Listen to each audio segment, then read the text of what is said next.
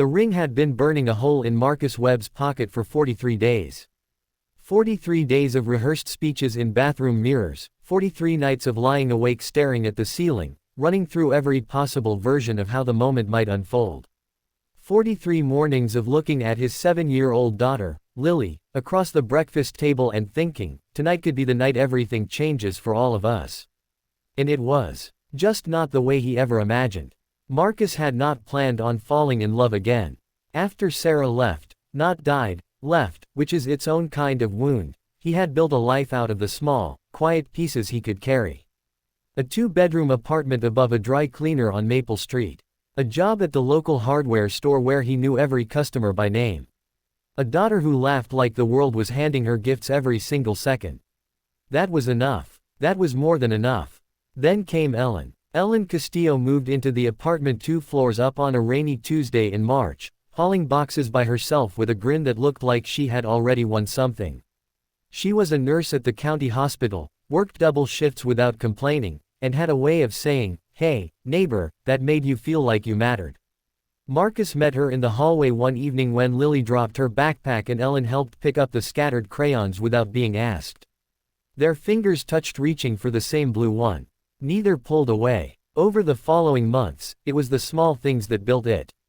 Ellen sitting with Lily during a thunderstorm when the power went out, reading to her by flashlight.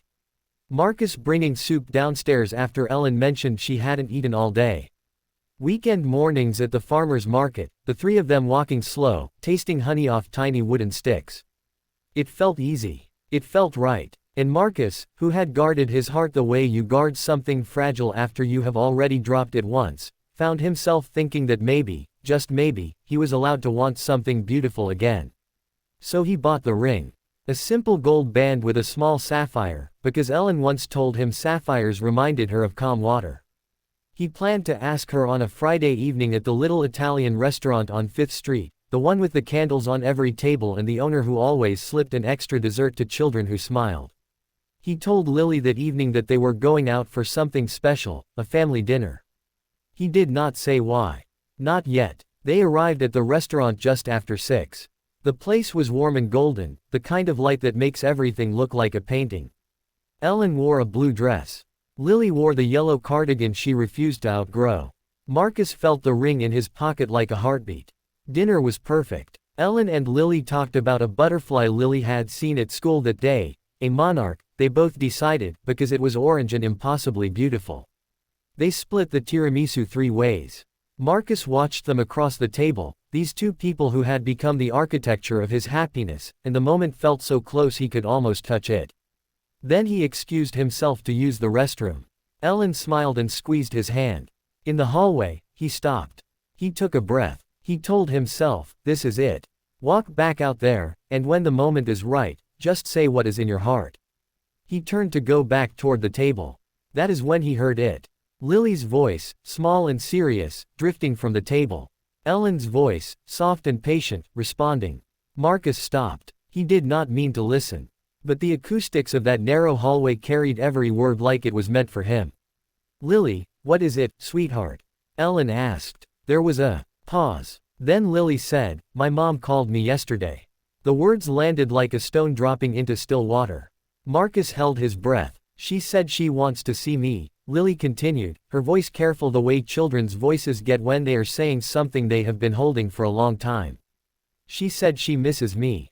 She said maybe if Daddy gets married to someone else, she won't be able to come see me anymore. She said I should tell Daddy not to.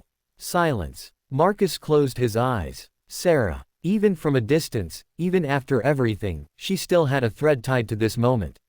And Lily, his brave, brilliant, 7-year-old girl, had been carrying this alone. Carrying it the way children do, quietly, without asking for help, because they have learned early that the adults around them are already carrying so much. Then Ellen spoke, and what she said would stay with Marcus for the rest of his life. Lily, can I tell you something? Your daddy loves you more than anything in this whole world. And whatever happens, with me, with your mom, with anything, that is never, ever going to change.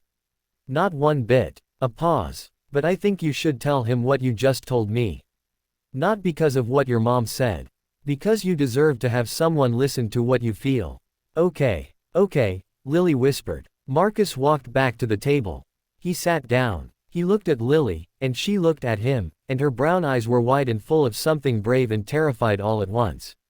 Daddy, she said, can I tell you something? Always, he said. So she did. She told him everything, Sarah's phone call, the fear underneath it, the way she had been turning it over in her mind for days like a worry stone in her pocket. And then she looked down at her hands and said the words Marcus had never expected to hear that night.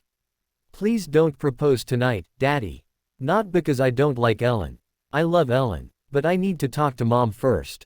I need to understand, and I don't want tonight to be sad. I want it to be happy. The ring sat heavy in Marcus's pocket. The candle between them flickered. And something cracked open in his chest, not painfully, but the way light cracks open through a window you did not know was there. He reached across the table and took his daughter's small hands in his. Thank you for telling me, sweetheart, he said. And he meant it with every single piece of himself. He looked at Ellen. She was already looking back at him, and her eyes were bright, and she nodded, just once, just barely, and in that nod was everything. Understanding, patience, love that did not need a ring to prove it was real. The ring stayed in the pocket that night, and the next night, and for many nights after that. But here is the thing no one tells you about love, the real kind, the kind that actually lasts. It is not the proposal. It is not the grand gesture or the perfect moment staged under golden light. It is the willingness to slow down when someone you love needs you to. It is the willingness to listen. It is a nurse who does not make a child feel guilty for being afraid. It is a father who puts down the most important question he has ever wanted to ask because his daughter's heart matters more.